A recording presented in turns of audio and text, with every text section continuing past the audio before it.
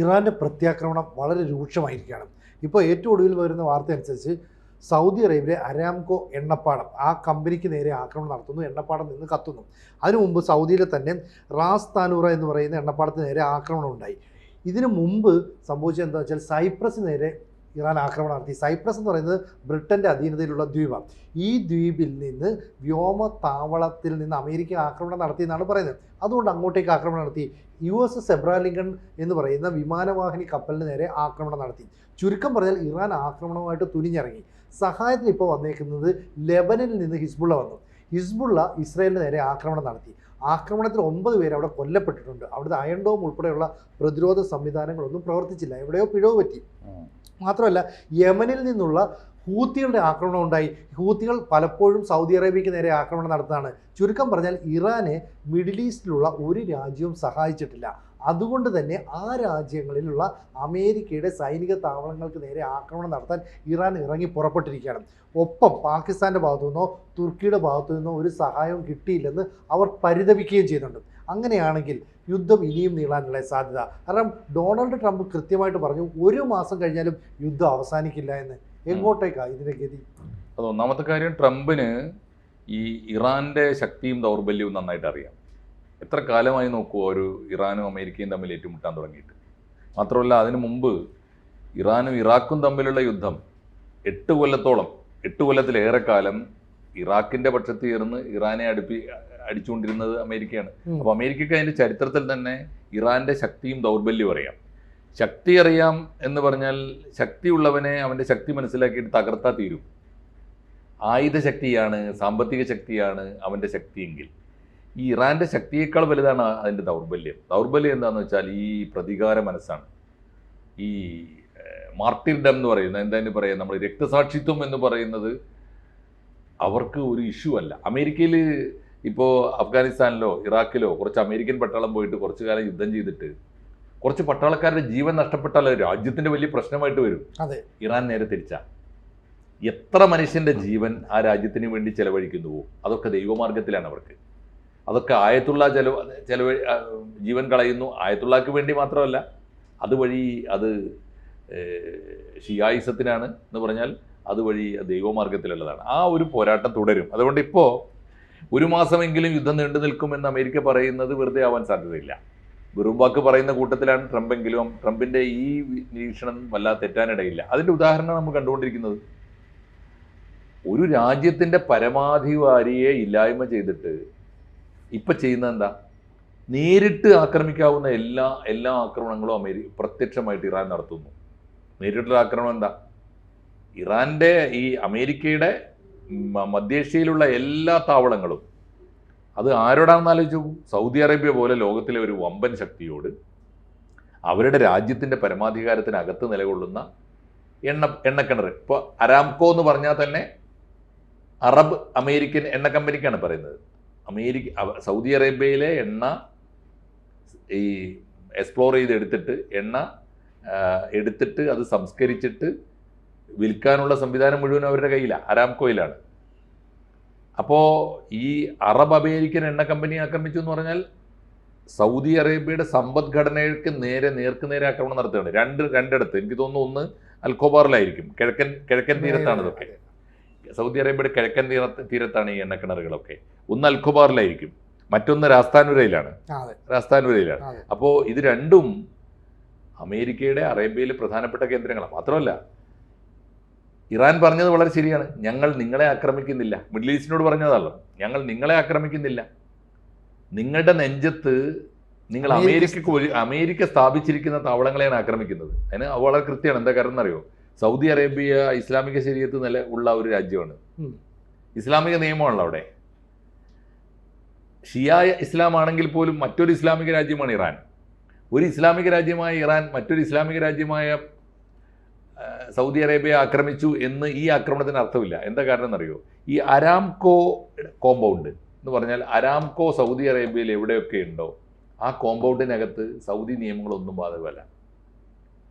അത് അമേരിക്കൻ കൾച്ചറും അമേരിക്കൻ നിയമവുമാണ്. അതായത് അവിടെ നിങ്ങൾക്ക് ഒരാൾ കൊന്നാൽ അയാളെ കൊല്ലാൻ പറ്റില്ല. അമേരിക്കൻ്റെ നിയമം എന്താണോ, അമേരിക്കൻ വിചാരണ എന്താണോ, അമേരിക്കൻ നിയമം അതനുസരിച്ച് അമേരിക്കൻ കോടതിയാണ് വിധിക്കുക. അവിടെ നിങ്ങൾക്ക് മദ്യപിക്കാം, അവിടെ നിങ്ങൾക്ക് ബാറുകളുണ്ട്, അവിടെ നിങ്ങൾക്ക് ഏത് ഡ്രസ്സിലും സഞ്ചരിക്കാം. ഇപ്പം പിന്നെ ഡ്രസ് കോഡിലൊക്കെ വ്യത്യാസം വന്നു. എങ്കിൽ പോലും സൗദി അറേബ്യക്കകത്തെ അമേരിക്കകൾക്കാണ്, സൗദി അറേബ്യ എന്ന രാജ്യത്തിനകത്തുള്ള കൊച്ചു കൊച്ചു അമേരിക്കകൾക്കാണ് അരാംകോ എന്ന് വിളിക്കുന്നത്. അവിടെയാണ് ഈ ആക്രമിക്കപ്പെടുന്നത്.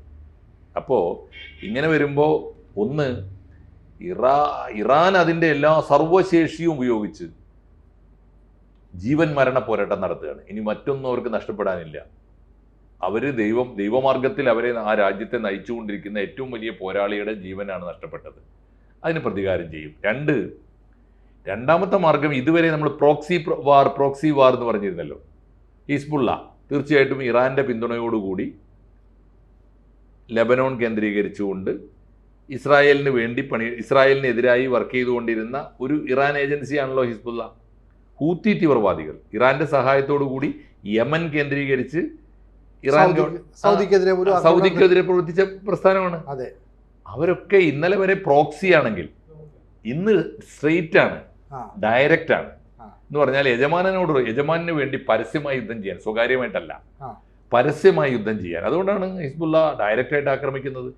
അപ്പോൾ ഇവരെല്ലാവരും കൂടി ഒരുമിച്ച് വന്നിരിക്കുന്നു എന്ന് പറഞ്ഞ അർത്ഥം ഇതിൻ്റെ അപകടം ചെറുതല്ല. അമേരിക്കയുടെ പ്രസ്താവന ശരിയാവാനാണ് സാധ്യത. അത്ര എളുപ്പമൊന്നും യുദ്ധം തീരാൻ സാധ്യതയില്ല. ഇപ്പോൾ ഇന്ത്യ ആ സമയത്താണ്, ഇന്ത്യ ഇതുവരെ കാര്യമായ നിലപാട് എടുത്തിട്ടില്ലായിരുന്നില്ല. ഇന്ന് കൃത്യമായിട്ട് ഷാർപ്പായിട്ട് പറഞ്ഞിട്ടുണ്ട്, അതിവേഗത്തിൽ ചർച്ചയിലൂടെ പരിഹരിക്കണം. അതെന്തുകൊണ്ടാണെന്നറിയോ? ഇറാൻ തോൽക്കുന്നത് കൊണ്ടോ, ഇറാൻ ഇല്ലാതാവുന്നത് കൊണ്ടോ, ഇസ്രായേലിന് എന്തെങ്കിലും മാരകമായ പരിക്ക് പറ്റുന്നത് കൊണ്ടോ ഉള്ള നമ്മുടെ കൺസേൺ അല്ല നമ്മൾ പ്രകടിപ്പിച്ചത്. ഇന്ത്യ പ്രകടിപ്പിച്ചത് എന്താ? സൗദി അറേബ്യ ആക്രമിക്കുമ്പോൾ എന്താ സംഭവിക്കുന്നറിയോ? ഈ രാസ്താനുരയിലും പരിസരത്തുമൊക്കെ പണിയെടുക്കുന്ന മലയാളികളും ഇന്ത്യക്കാരും ധാരാളമാണ്. അൽക്കോബാറിൽ മുഴുവൻ, സൗദി അറേബ്യയുടെ കിഴക്കൻ തീരത്ത് മുഴുവൻ മലയാളികളാണ്. ഒരു പാലം കടന്നാൽ, ഈ അറേബ്യൻ കോസ്വേ, ഒരു പാലം അങ്ങോട്ട് കടന്നാൽ എത്തുന്നത് ബഹ്റൈൻ ദ്വീപിലാണ്.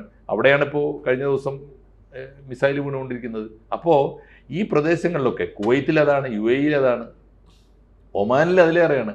അപ്പോൾ ഈ ദുബായ് എന്ന ഒരൊറ്റ അതിൻ്റെ വലിപ്പം അറിയാലോ, ഒരു കൊച്ചു പ്രദേശമാണ് ഈ ദുബായ്. ആഗോള വ്യാപാര കേന്ദ്രമാണ്. പക്ഷേ അവിടെ മാത്രം 20 ലക്ഷം ഇന്ത്യക്കാർ പണിയെടുക്കുന്നത്. 20 ലക്ഷം ഒറ്റ നഗരരാജ്യത്താണ്. അപ്പോൾ ഈ 7 എമിറേറ്റ്സ് ഉള്ള UAE-യിൽ ഈ ദുബായിൽ മാത്രം 20 ലക്ഷം എന്ന് പറഞ്ഞാൽ ഇന്ത്യക്കാരെ കണക്കൊന്നും എടുത്ത് നോക്കും. അപ്പോൾ ആ ജനതയുടെ ഭാവിയും ആ ജനതയുടെ ജീവനും അവരുടെ ജീവിതവും ആശങ്കയിലാവുന്നു എന്നുള്ളതുകൊണ്ടാണ് ഇപ്പോൾ മോദി ഇന്നിപ്പോൾ വളരെ ശക്തമായിട്ട് ഇടപെട്ടിരിക്കുന്നത്. അതിൻ്റെ കാര്യം ഇപ്പോൾ UAE ഡേറ്റാ സെൻറ്ററുകൾക്ക് നേരെ ആക്രമണം നടത്തി. ഡേറ്റാ സെൻറ്റർ എന്ന് പറഞ്ഞാൽ ശരിക്കും പറഞ്ഞാൽ അമേരിക്കയും UAE ചേർന്നിട്ട് ശതകോടികൾ നിക്ഷേപിക്കുന്ന, ശതകോടികൾ അവിടെ വന്നു മറിയുന്ന സ്ഥാപനവുമായി ബന്ധപ്പെട്ട കാര്യങ്ങളാണ്. ഈ മേഖലയിലേക്ക് ആക്രമണം നടത്തുക പറഞ്ഞാൽ വ്യാപാര കേന്ദ്രത്തെ ആക്രമിക്കുക എന്നൊരു ലക്ഷ്യം കൂടി ഇറാൻ പിന്നിലുണ്ട്. ഇനി മറ്റൊന്ന്, കുവൈറ്റിൽ ഇപ്പോൾ F-15 അമേരിക്കയുടെ വിമാനം തകർന്ന് വീഴുന്നൊരു ദൃശ്യം കണ്ടു. ഇതെന്ത് സംഭവിച്ചാൽ നമുക്ക് വ്യക്തതയില്ല. കാരണം F-15 എന്ന് പറയുന്ന അമേരിക്കയുടെ പ്രസ്റ്റീജ് വിമാനം, ആ വിമാനത്തെ എന്തോ ഒന്ന് ഇടിക്കുന്നു, വിമാനം കത്തുന്നു, വട്ടം ചുറ്റുന്നു, അതിനകത്തുനിന്ന് പൈലറ്റ് എജക്ട് ചെയ്ത് പുറത്തേക്ക് വരുന്നു, താഴെ വീണ് പൈലറ്റ് രക്ഷപ്പെട്ടു, പക്ഷേ ആ വിമാനം അവിടെ തകർന്നു. എന്ന് പറഞ്ഞാൽ ഗൾഫിലെ ഒരു രാജ്യത്ത് പോലും നിങ്ങൾ സുരക്ഷിതരല്ല എന്ന് അമേരിക്കയ്ക്ക് കൃത്യമായൊരു നിർദ്ദേശം ഇറാൻ കൊടുക്കുകയാണ്. അപ്പോൾ ഇറാന് പുതിയ ഈ പരമാധികാരി താൽക്കാലികമായിട്ട് വന്നെങ്കിൽ ആ പരമാധികാരിക്ക് പിന്നിൽ വിഘടിച്ച് നിൽക്കുന്ന ഇറാനിയൻ ജനത ഒന്നിച്ചു നിൽക്കുന്നു. ഞങ്ങളെ ഇത്രയും നാൾ ഒന്നിച്ചു നിർത്തിയത് ഈ പരമാധികാരിയായിരുന്നു. അപ്പോൾ ഞങ്ങളുടെ പരമാധികാരിയെ അല്ലെങ്കിൽ മത നേതാവിനെ അമേരിക്കയും ഇസ്രയേലും കൂടി കൊന്നതിൽ ഞങ്ങൾക്ക് എതിർപ്പുണ്ട്. അതുകൊണ്ടാണ് ഇറാഖിലെ ഷിയ വംശജർ, പാകിസ്ഥാനിലെ ഷിയ വംശജരൊക്കെ തന്നെ പരസ്യമായിട്ട് രംഗത്തേക്ക് വരുന്നത്. അപ്പോൾ ട്രംപിന് ഒരു വലിയ യുദ്ധത്തിലേക്ക് നീണ്ടു പോയാൽ ഈ പറയുന്ന പിന്നെ യൂറോപ്യൻ രാജ്യങ്ങളെ, മിഡിൽ ഈസ്റ്റ് രാജ്യങ്ങളൊക്കെ യുദ്ധത്തിലേക്ക് വലിച്ചു വെച്ചുകൊണ്ട് വരാൻ ഇറാന് സാധിക്കും. അത് നമുക്കും പ്രശ്നമാണ്. കാരണം നാളെ ഓയിലിൻ്റെ വില കൂടും, എണ്ണ വില വർദ്ധിക്കും, ഗോൾഡിൻ്റെ വില കൂടും, അവശ്യ സാധനങ്ങളെല്ലാം വില കൂടും. മാത്രമല്ല ഇന്ത്യക്കാരായ നിരവധി പേർ GCC രാജ്യങ്ങൾ ജോലി ചെയ്തു. അവരെയൊക്കെ അവിടുന്ന് ഒഴിപ്പിക്കേണ്ട ഒരു ബാധ്യത കൂടി നമ്മുടെ രാജ്യത്തിന് വന്നു ചേരില്ലേ? വലിയ ബാധ്യത വരും, വലിയ ഉത്തരവാദിത്വം വരും. അതാണ് ഇപ്പോൾ ഇന്ന് മോദിജി വളരെ ശക്തമായിട്ട് ഇടപെട്ടത്. 2 കാര്യങ്ങൾ കൂടി ഇതിൽ സംഭവിക്കാൻ പോകുന്നു. ഒന്ന്, ഇത് ഒരു വംശീയ യുദ്ധമായി മാറിയിരിക്കുന്നു. വളരെ പ്രത്യക്ഷത്തിൽ വംശീയ യുദ്ധമാണ്. ജൂതവംശത്തിൻ്റെ മുഴുവൻ വികാരങ്ങൾ ഒരു ഭാഗത്തും, അറബ് വംശത്തിൻ്റെ അല്ലെങ്കിൽ ഈ പറയുന്ന ഷിയ വംശത്തിൻ്റെ വികാരം മറുഭാഗത്തും. ഒരു വംശീയ യുദ്ധമായി തീർന്നുള്ള അപകടം എന്താണെന്നറിയോ? പ്രത്യക്ഷത്തിൽ നമ്മൾ കാണുന്ന പിന്തുണയേക്കാൾ കൂടുതൽ പ്രോക്സി പിന്തുണ കിട്ടും. അതാണ് ഇപ്പോൾ കണ്ടത്. പാകിസ്ഥാനിൽ എല്ലാ കാലത്തും അമേരിക്കൻ അടിമരാജ്യമായി നിന്ന പാകിസ്ഥാനിൽ 20% ഉള്ള 20% ഷിയാക്കളുണ്ട്. ആ ഷിയാക്കൾ അമേരിക്കൻ ഭരണകൂടത്തിനെതിരായി അമേരിക്കൻ കോൺസുലേറ്റിന് മുമ്പിൽ പാകിസ്ഥാൻ ഭരണകൂട്ടത്തിനെതിരായി പ്രകടനം നടത്തുന്നു. ഇത് തന്നെയാണ് ഇപ്പം ഇതേ സാഹചര്യം ഇറാഖിലെ ഷിയാക്കൾ വരും, സിറിയയിലെ ഷിയാക്കൾ വരും, അതുപോലെ തന്നെ ലെബനോണിലെ ഷിയാക്കൾ വരും. അതാണ് അവരൊക്കെ ഇളകി എന്നുള്ളതിൻ്റെ തെളിവാണിത്. അപ്പോൾ ഒന്ന് സംഭവിക്കുന്നത് പ്രതീക്ഷിക്കാത്ത വിധം ജനകീയ പിന്തുണ ഈ യുദ്ധത്തിന് ആർജിക്കാൻ പറ്റും. കാരണം ഒരു ജനത ഓരോ രാജ്യത്തും കുറച്ച് പേരാണെന്ന് വിചാരിച്ചോളൂ. ഇപ്പോൾ ജൂത പിന്തുണ എന്ന് പറയുന്നത് ഇപ്പോൾ നമ്മളെ മട്ടാഞ്ചേരിയിൽ മാത്രമാണ് കുറച്ച് ജൂതന്മാരുണ്ടായിരുന്ന പണ്ട്. അവരിപ്പോൾ കുറഞ്ഞു വരിക, ഇപ്പം നാമമാത്രമാണ്. പക്ഷേ അങ്ങനെ കുറച്ചാണെങ്കിൽ പോലും ലോകമെങ്ങുമുള്ള ജൂതന്മാരുടെ മനസ്സ് ഒന്നിച്ചു നിന്നാൽ ഇസ്രായേലിന് വേണ്ടി ഒന്നിച്ചാലുള്ള അവസ്ഥ എന്തായിരിക്കും? അത് വലിയ പിന്തുണ കിട്ടിയിട്ടുണ്ട് പണ്ട് ഇസ്രായേലിന്. അതേ അവസ്ഥയാണ് ഇപ്പോൾ ഒന്ന് ഇറാന് വേണ്ടി കിട്ടിക്കൊണ്ടിരിക്കുന്നത്. ഒന്ന് ജനകീയ പിന്തുണ, രണ്ടാമത് ഈ അമേരിക്ക ഇപ്പോൾ വിചാരിക്കുന്നത് ഈ ഗൾഫ് രാജ്യങ്ങളിൽ ഇറാൻ്റെ ആക്രമണം നടക്കുന്നതോടുകൂടി ഇനി ഒരു മനുഷ്യനും ഇറാൻ്റെ പിന്തുണ കിട്ടൂല എന്നാണ്. ഇറാനെ പിന്തുണക്കാൻ സാധ്യതയില്ല. ശരിയാണ്, അറബ് രാജ്യങ്ങളൊക്കെ പ്രതിഷേധിച്ചു കഴിഞ്ഞു. അറബ് രാജ്യങ്ങൾ അവരുടെ സമാധാനമാണ് അവർക്ക് പ്രധാനം. അറബ് രാജ്യങ്ങളിലുള്ള അമേരിക്കൻ ബേസിലാണ് വന്ന് ബോംബ് വീഴുന്നതെങ്കിലും അവിടുത്തെ ജനജീവിതത്തെ ബാധിക്കുക, അവിടുത്തെ ആകാശയാത്രയെ ബാധിച്ചിരിക്കുന്നു, അവിടുത്തെ തൊഴിലിടം. രാജസ്ഥാനുരയിൽ കണ്ടില്ലേ ഇപ്പം ഇന്ന് ഒടുവിൽ വന്ന വാർത്ത, രാജസ്ഥാനുരയിലെ അരാംകോ കമ്പനിയിലെ പ്രധാനപ്പെട്ട യൂണിറ്റുകൾ പ്രവർത്തനം നിർത്തിയിരിക്കുന്നു. അവിടുത്തെ തൊഴിലാളികളെ ബാധിക്കും, അവിടുത്തെ പ്രൊഡക്ഷനെ ബാധിക്കും, ഒക്കെ അതൊന്ന്. ഇത് അതുകൊണ്ട് അമേരിക്കൻ കണക്കുകൂട്ടൽ ശരിയാണ്, പ്രത്യക്ഷത്തിൽ ആരും ഇനി ഇറാനെ സഹായിക്കാൻ പോകുന്നില്ല. പക്ഷേ ഇത്ര കൃത്യമായി ഓപ്പറേഷൻസ് നടത്താൻ എവിടുന്നാണ് ഇറാൻ പിന്തുണ ആർജിച്ചത്, ശക്തിപ്പെട്ടത് എവിടുന്നാണ്? അമേരിക്ക കാണാത്ത ചില പ്രോക്സി സഹായങ്ങൾ അമേരിക്കക്കും കിട്ടുന്നുണ്ടെന്ന് വേണം, ഇറാന് കിട്ടുന്നുണ്ടെന്ന് വേണം കരുതാൻ. അമേരിക്കയുടെ ശത്രുപക്ഷത്ത് നിൽക്കുന്ന ആരെങ്കിലും ആവാം. അതിന്റെ പ്രധാനപ്പെട്ട കാരണം ഇത്രയും കാലം അമേരിക്കക്കെതിരായി മുഖാമുഖം പൊരുതിക്കൊണ്ടിരുന്ന ലോകത്തിലെ ഏറ്റവും വലിയ ശക്തിയാണ് ഇറാൻ. മറ്റാരും ഉണ്ടായിരുന്നില്ല അമേരിക്കയെതിരെ. ഏകധ്രുവ ലോകമായി അമേരിക്ക മാറിയ കാലത്ത് അമേരിക്കക്കെതിരായി നിന്ന ഒരേ ഒരു രാജ്യം ഇറാനാണ്. അന്നേ ഇറാനെ പിന്തുണക്കാനുള്ള ഒരു മനസ്സ് സോവിയറ്റ് യൂണിയൻ ഉണ്ടായിരുന്നു. ഇന്ന് അതേ മനസ്സ് റഷ്യക്കുണ്ട്. ഈ ആയുധങ്ങൾ, ഈ ശക്തി റഷ്യ കൊടുക്കുന്നതല്ലാന്ന് എന്താ ഉറപ്പ്? റഷ്യയും കൊടുക്കാം, ചൈനയും കൊടുക്കാം. ഏറ്റവും പുതിയ സാഹചര്യത്തിൽ ചൈനയ്ക്കും സാഹചര്യമുണ്ട്. ഈ ചൈനയ്ക്ക് പക്ഷേ പ്രത്യക്ഷത്തിൽ യുദ്ധത്തിൽ ഏർപ്പെടാൻ അവരുടെ കച്ചവട താല്പര്യം അനുസരിച്ച് താല്പര്യമില്ല. പക്ഷെ സഹായം കൊടുക്കൂല എന്ന് എന്താ ഉറപ്പ്? ഇന്ത്യയും പാകിസ്ഥാനിൽ തമ്മിൽ നടന്ന ഇഷ്യൂവിൽ പാകിസ്ഥാന് ആയുധങ്ങൾ കൊടുത്താരാണ്? നമ്മളോട് ബായി ആണെന്നൊക്കെ പറയും, നമ്മൾ ചൈന കൊണ്ട് ആയുധം കൊടുക്കുകയും. ഇവിടെ ഇപ്പൊ സംഭവിക്കുന്നത് ഈ സൈപ്രസിനെ യുദ്ധത്തിലേക്ക് വലിച്ചഴക്കുന്ന ഇറാന്റെ ഐഡിയ അല്ല. കാരണം ബ്രിട്ടന്റെ ആസ്ഥാനം, ബ്രിട്ടനെ നേരെ ആക്രമണം നടത്തുന്നു, അത് അമേരിക്കയ്ക്ക് ചൊറിയും. അങ്ങനെയാണെങ്കിൽ യൂറോപ്യൻ രാജ്യങ്ങൾ വരും. ഇത് റഷ്യൻ ഐഡിയയാണ്. അപ്പൊ റഷ്യൻ താല്പര്യങ്ങളും റഷ്യൻ ആയുധങ്ങളും ചൈനീസ് സമ്പദ് വ്യവസ്ഥയുടെ സഹായവും ആയുധങ്ങളൂടെ കിട്ടിയാൽ അമേരിക്കക്കെതിരെ കുറച്ചു കാലം കൂടെ പൊരുതിക്കാനുള്ള ശക്തി ഇവർക്ക് ഉണ്ടാവും. അതിന്റെ അർത്ഥം എന്താണെന്നറിയോ? ഇതിന്റെ ഒരു അപകടം എന്താണെന്ന് വെച്ചാൽ, ആത്യന്തികമായി നമ്മളിപ്പോൾ എത്തി നിൽക്കുന്ന ഒരു അപകടം ലോകയുദ്ധം എന്ന പേര് ഇതിന് വിളിക്കാനുള്ള ഒരു സാഹചര്യത്തിലേക്ക് അടുക്കുകയാണ്.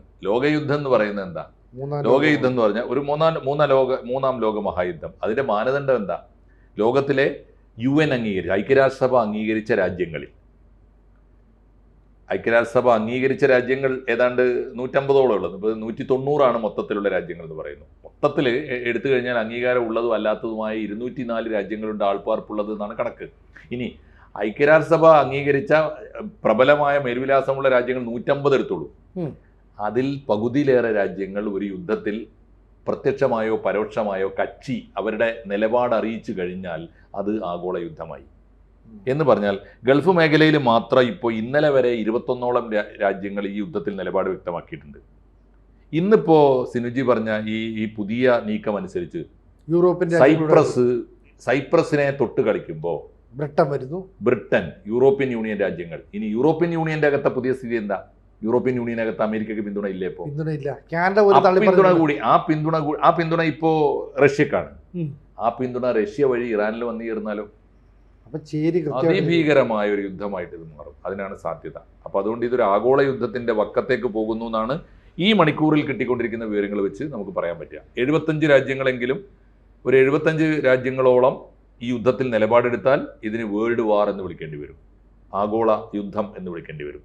അങ്ങോട്ട് പോകാതിരിക്കട്ടെ, നമുക്ക് പ്രാർത്ഥിക്കാൻ മാത്രമേ നിവൃത്തിയുള്ളൂ. പക്ഷെ നമ്മുടെ കയ്യിലല്ല കാര്യങ്ങൾ.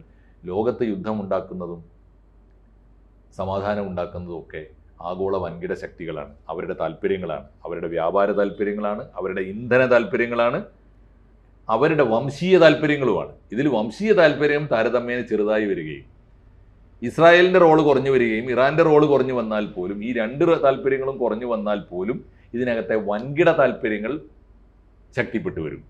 ഒരു ഭാഗത്ത് അമേരിക്കയുടെ എണ്ണയുടെ താല്പര്യവും അപ്പുറത്ത് റഷ്യയുടെ മേധാവിത്വ താല്പര്യങ്ങൾ, അധിനിവേശ താല്പര്യങ്ങൾ, ഇത് രണ്ടും ഒരുമിച്ച് വർക്ക് ചെയ്താൽ, ചൈനയെപ്പോലൊരു രാജ്യമൊരു നിലപാടെടുത്താൽ ലോകം എന്തും കാണേണ്ടി വരും എന്ന് വേണം നമുക്കിപ്പോൾ പറയാം.